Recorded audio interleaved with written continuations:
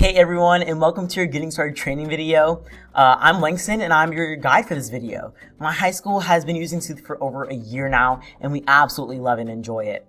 So I'm thrilled to be sharing my knowledge about Sooth to you so that you can supercharge your knowledge discovery, information literacy, and critical thinking skills as well. So, okay, in this video, we're going to cover the basics, the initial search page, how to run a search, and how to use the various search filters, and just familiarize yourself with the general layout and presentation of your search results.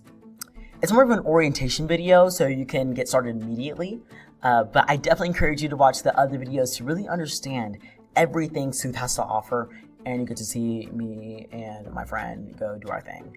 So before that, let's just take a step back and understand what Sooth has to offer and what it actually is.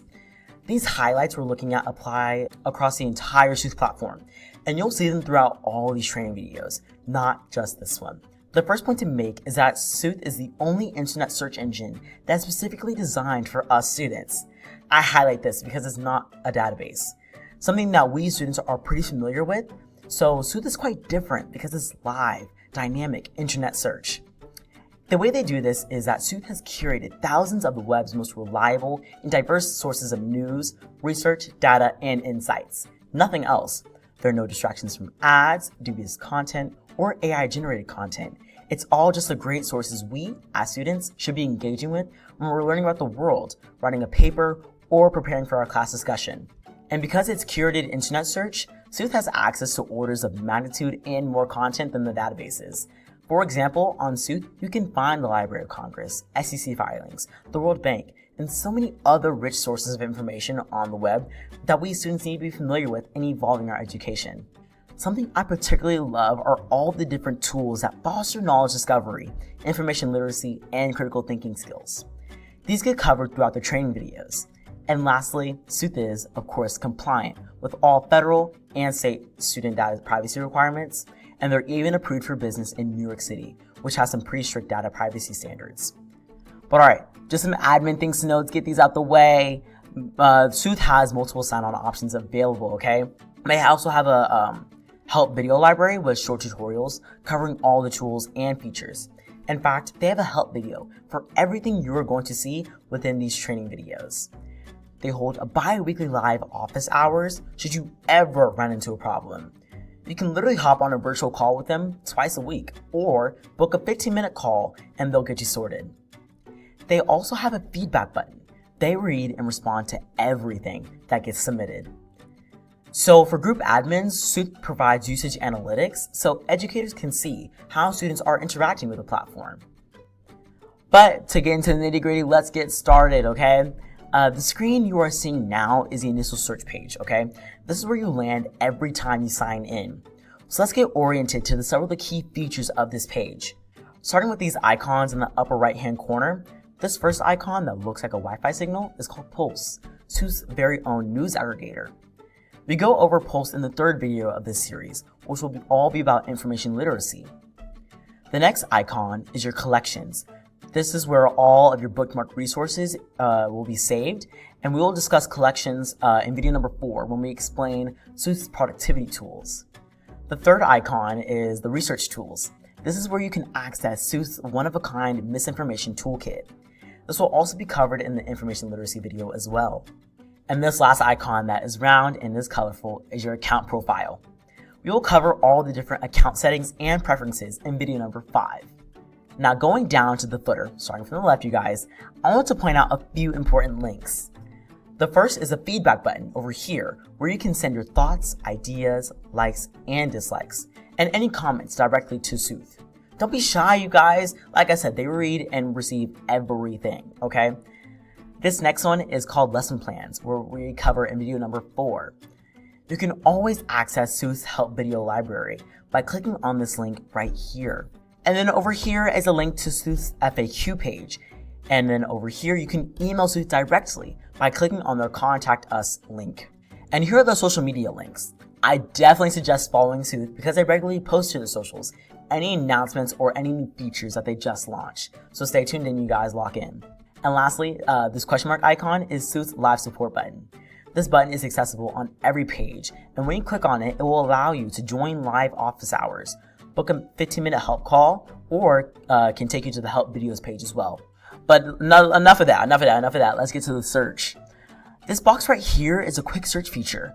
These are just various topics that may be of interest. And if they are, you can click them to run that search.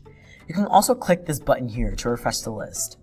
Let's get started by running our own search. Just click inside the search bar, which will open this menu. For now, I'm not going to touch any of these search filters, but I promise we'll go over them in just one moment. When typing out your search, you can use natural language or keywords. Your choice, but either works great because Sooth uses semantic similarity. So that's out of this world, love it.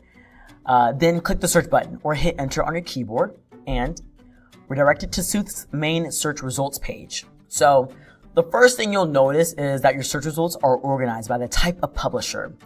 There are 7 of these categories, which you can also see on the left side of your page. To see all 7 categories, simply scroll down, and you can hover over this eye icon to read a description of each category. Now the order of these categories is dynamic, based on relevancy, so our top categories might not match, but this is a really nice feature because at the top it shows you the best answer to your specific question. Now to open a search result, all you have to do is click on it. It will open in a separate browser tab like this, taking you directly to the source website. Remember, Sooth isn't a database, so it doesn't host any content. It will always direct you to the host website though. So to get back to Sooth, simply go back to your Sooth browser tab, okay? With my screen size, I can see 4 search results for each category. And if I want to see more results, I can click on this arrow located on the right side of the page to scroll across, or I can see this see all button, I can click that right there, located under each category. But when we do that, we get a vertical scroll of all the search results that belong to this one specific category. But that is your basic orientation to the main search results page. I know there's a lot more on the page, and you're probably wondering what all those colorful icons mean, and don't worry, we'll get to them in subsequent videos as well. Now let's go back up to the search bar to go over the different search filters you can use to customize your search. As you can see, this by categories filter is currently checked. This is the default setting, which will run your search across all 7 of Sooth's categories like we just saw. But under the submenu here, you can see this one specific category is also checked because we did click that see all button, remember? We are currently browsing exclusively in this one category. Okay, this drop down over here is a recency filter. It's pretty self-explanatory. It lets you select a specific time period for your search results. And right now, all time is selected because that's the default setting. But when you click on the drop down, you can choose any time period you want from the past 24 hours or to even enter in your own custom date. Hello. The all-time default though is really good. Unless you specifically wanted to narrow down your search results to say the past week, I recommend going with the default setting, at least for your first search, because it does a really good job surfacing the most recent and relevant content for you. So let's go ahead and change the parameters of our search, okay? We'll select a different time frame and in a different single category and hit search. So now we can browse among these different search results that meet our search criteria. So the next filter I do want to show you though is the by media bias filter. Just a heads up, we'll cover what media bias ratings are in the next video. So I won't go too much into detail now, but this filter is going to sort all your search results by their all sides media bias rating, okay? So as you can see, we have sorted all the left and lean left sources, all the center rated sources, and all the right and lean right sources, okay? This search filter is a great way to browse all perspectives over a given topic. This is really helpful when you're trying to compare opposing viewpoints or dive into different perspectives. You can also search within one single bias rating by clicking the See All button here. And just a reminder when you use this filter, these search results are only a subset of all search results because we're only looking at sources that have a media bias rating, okay? So the next search filter is a peer review filter. When you select it, it will allow you to search exclusively across all the research databases and academic publishers that peer review all the research. So this literally covers thousands of academic journals, it's actually crazy. But a quick heads up though, before we do get into this, Sooth does display this little attention message to let you know that although these publishers peer review all their journals, sometimes search results might include content like editorials, commentaries, news, or book reviews that might not be peer reviewed or just aren't peer reviewed at all. The layout of this page allows you to scroll vertically to see your search results by peer-reviewed publishers, okay? And I want to point out this icon here that says Open Access.